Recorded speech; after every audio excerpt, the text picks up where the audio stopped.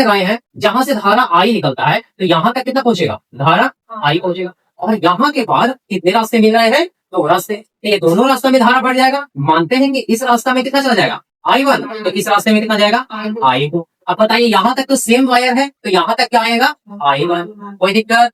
यहाँ तक क्या आएगा, I2। क्लियर है। और संतुलित विद्युत सेतु है, तो संतुलित विद्युत सेतु में धारा का मान R5 से क्या होना चाहिए, 0। क्या होना चाहिए, 0 होना चाहिए, यानी यहां से पास नहीं करना चाहिए। अब बताइए इधर से I1 आ रहा है, तो टोटल I1 यहां से निकल जाएगा। यहाँ तक कितना आएगा, I1। इधर से, अब इधर तो धारा जाएगा नहीं, तो इधर कितना जाएगा, I2। यहाँ तक कितना आएगा, I2। अब बताइए इधर क्या आ रहा है, I1, यहाँ से आ रहा है I2, तो क्या था, किससे, I से मिलकर के भी क्या बनाएगा, I बनाएगा। कोई दिक्कत। I से टूटा I1 और I2, तो जब I1 और I2 जुड़ेगा तो क्या मिलेगा, I। जितना धारा पास किया था, जितना धारा यहाँ से बाहर निकला था, उतना ही नेगेटिव टर्मिनल तक पहुंच गया। कोई कंफ्यूजन, क्लियर। ठीक है, तो सबसे पहले हमने क्या काम किया कि ए और सी के बीच विभवांतर लागू किए, जो भी वोल्ट के बैटरी से कनेक्ट कर दिए, है कि नहीं। लिख लेंगे यहाँ पे हम लोग, क्या लिखेंगे, ए तथा सी के बीच विभवांतर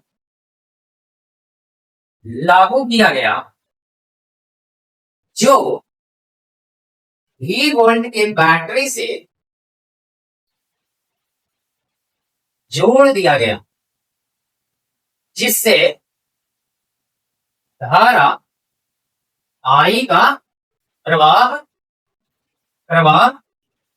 होने लगा। कोई दिक्कत। इससे धारा कितना निकलना शुरू हुआ, आई निकलना शुरू हुआ। और यह धारा वितरित होने लगा। क्या होने लगा, वितरित यानी फट गया, अलग अलग भागों में फूट गया। एक इस तरफ चला गया I1, इस तरफ चला गया I2। कहने की जैसा कि चित्र में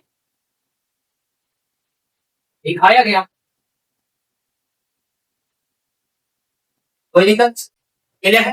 तो यहाँ पे हमें कितने लूप दिख रहे हैं, एक तो ये वाले लूप दिख रहे हैं, एक ये वाले लूप दिख रहे हैं, दो लूप है कि नहीं, दो लूप है। तो हम बारी बारी से दोनों लूप में विभवांतर का योग्य शून्य करेंगे। ठीक है, किरचॉफ के दूसरा नियम से अप्लाई कर लेंगे हम लोग। अप्लाई, क्या अप्लाई करेंगे, किरचॉफ का लूप नियम। और सा लूप नियम अप्लाई करें। तो पहला में अगर लूप नियम अप्लाई करते हैं, तो ये पहला लूप मानते हैं, और ये वाला कौन सा, दूसरा लूप मानते हैं। कैसे घूमना शुरू कर रहे हैं, ए बी डी ए, जैसे ए बी डी ए। तो इन, ऐसा लिख सकते हैं, in close loop A B D A. कौन सा क्लोज लूप है, ए बी डी ए। चल कैसे रहे हैं, ए बी डी ए। कोई दिक्कत। तो सबसे पहला देखिएगा, धारा I1 पास कर रहा है, इसका प्रतिरोध R1 है, तो विभवांतर इसका कितना हो जाएगा। जैसा कि हम लोग देख रहे हैं कि A से लेकर के B तक धारा का प्रवाह हो रहा है, यानी उच्च विभव से निम्न विभव। और विभवांतर भी कैसे देख रहे हैं, उच्च विभव से निम्न विभव। तो ऐसे कंडीशन में विभवांतर क्या होता है, धनात्मक होता है। जब धारा के प्रवाह के दिशा में विभवांतर देखा जाए तो धनात्मक। कोई कंफ्यूजन।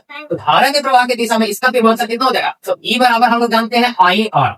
क्या होता है, IR। और यहाँ I का रोल प्ले कौन कर रहा है, I1। और इंटू R का रोल प्ले कौन कर रहा है, R1। कोई दिक्कत। प्लस आगे चलते हैं, इधर देख रहे हैं, तो इधर धारा कितना है, 0। और प्रतिरोध कितना है, R5। तो 0 इंटू में R5। फिर आइए, फिर D से कैसे, A की ओर, D से A की ओर। देखिए धारा का प्रवाह हो रहा है A से D की ओर, जबकि विभवांतर कैसे जा रहा है, D से A की ओर। धनात्मक होगा कि ऋणात्मक होगा, ऋणात्मक हो जाएगा ना।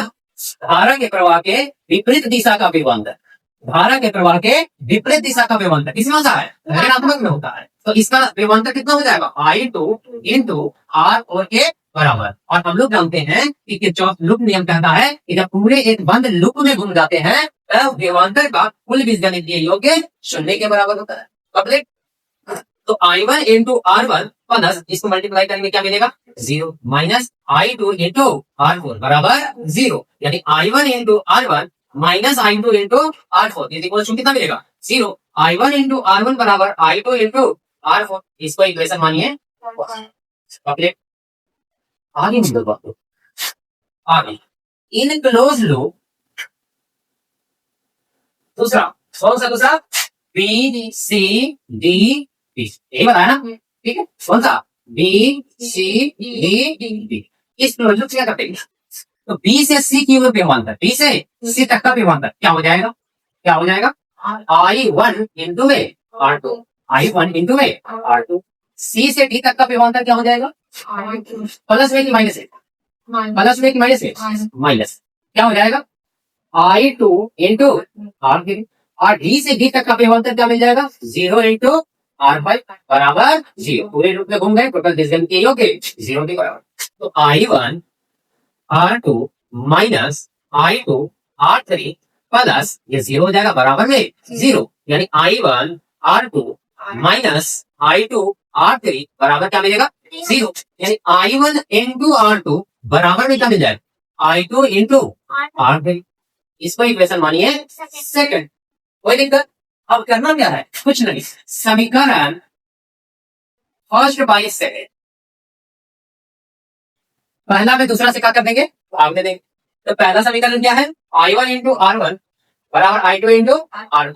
क्या पहला में दूसरा से भाग में रहे हैं, तो I1 इंटू R1 बटा में I1 इंटू R2 लिख सकते हैं, बराबर I2 इंटू R4 बटा में I2 इंटू R4 बटा में I2 इंटू R3। I1 से I1 कैंसिल करेगा, I2 से I2 कैंसिल करेगा, मिलेगा क्या, R1 बाई R2 बराबर R4 बाई R3। ये दोनों को क्रॉस मल्टीप्लाई कर देते हैं, क्या मिल जाएगा, R1 इंटू R3 बराबर R2 इंटू